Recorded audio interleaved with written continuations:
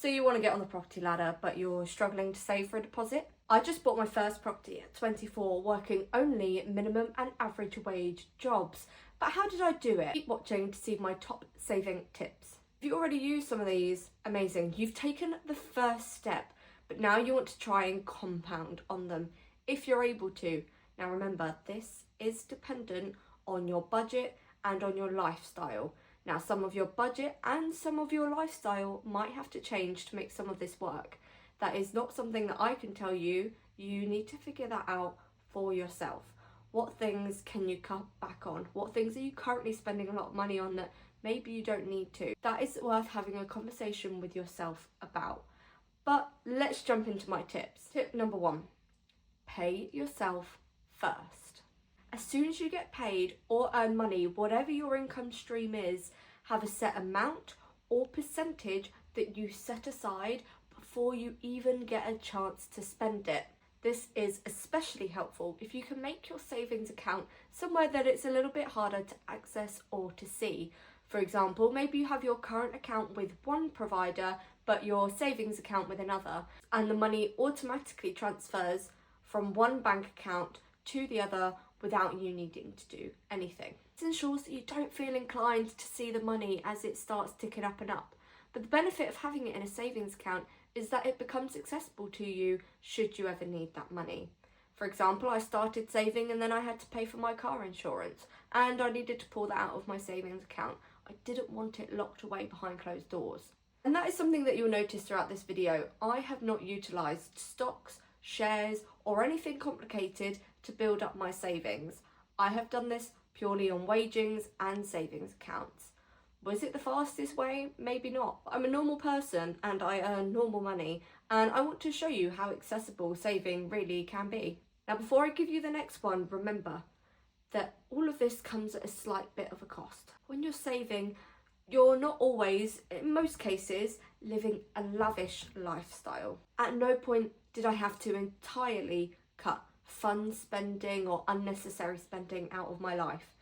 I just had to become a little bit more conscious of it. There's nothing worse than saving and feeling miserable while you do it. Tip number 2, round up your spending. For example, if I do a food shop and it costs £31.57, then the other 43p goes straight into savings. Or you can do it where you spend throughout the week and at the end of the week you sit and you do maths on all of the spending and add all of the roundups in at one time.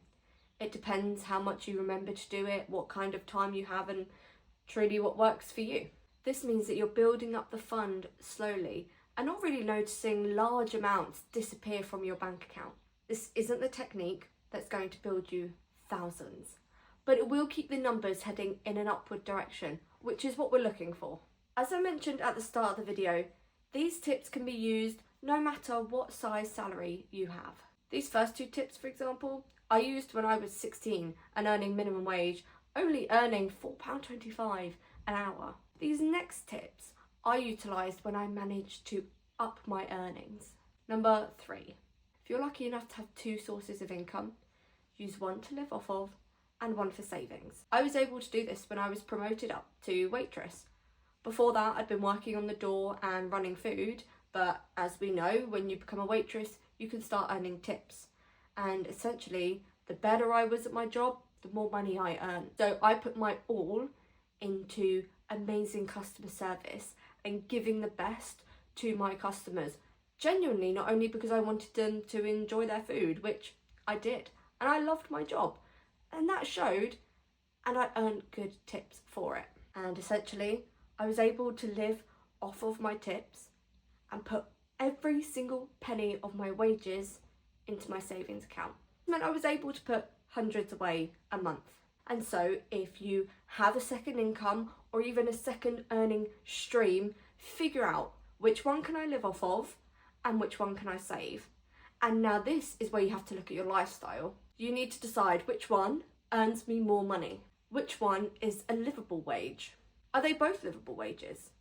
In which case, do I want to live with slightly less or live with slightly more? And that all depends on how quickly you want to save.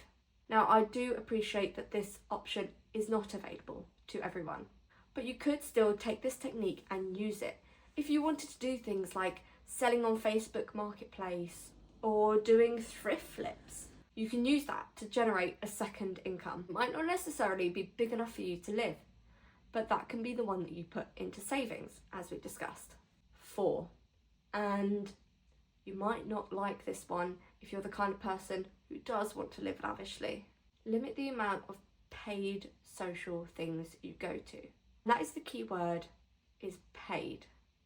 I'm not saying to cut all social aspects out of your life. Don't stop seeing friends or going out with family, but be more mindful of where you're putting your money.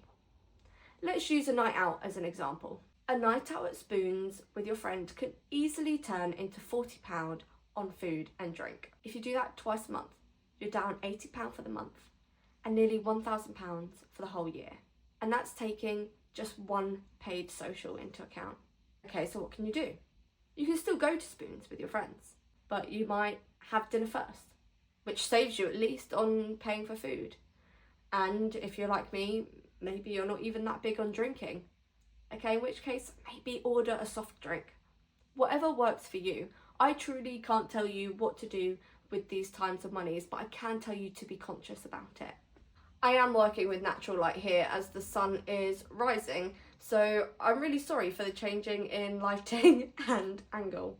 With all of these, as soon as you see that number start to increase, it will motivate you to keep going. The value of saving will become more important to you than the value of items. And so my final tip to you is to stay motivated. Keep going. Keep doing it. If for some reason you have to nearly empty your savings account because of some big event that happens or a life change that wasn't expected, it's difficult and it may happen to you. But that doesn't mean that you should lose hope on starting it up again.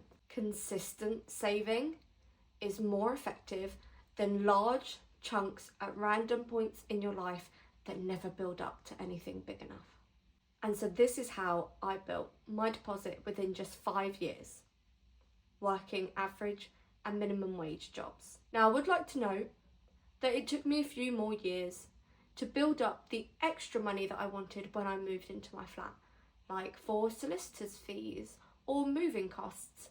And I'm going to do a separate video on breaking down what costs are truly involved in moving and maybe what you might need to anticipate to come. If you'd like to see it, let me know in the comments below. But you can get the bulk of this done if you are diligent and conscious. I'm not here to sell you any plans. I'm not here to sell you any lies. These are things that I actually used to save.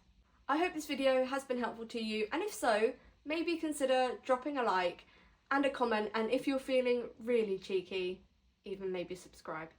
There's more moving and financials content to come, but I will hopefully be getting a big moving vlog up at some point soon, and I'll keep you updated. It was wonderful to see you all, and I'll see you all in the next one. Goodbye!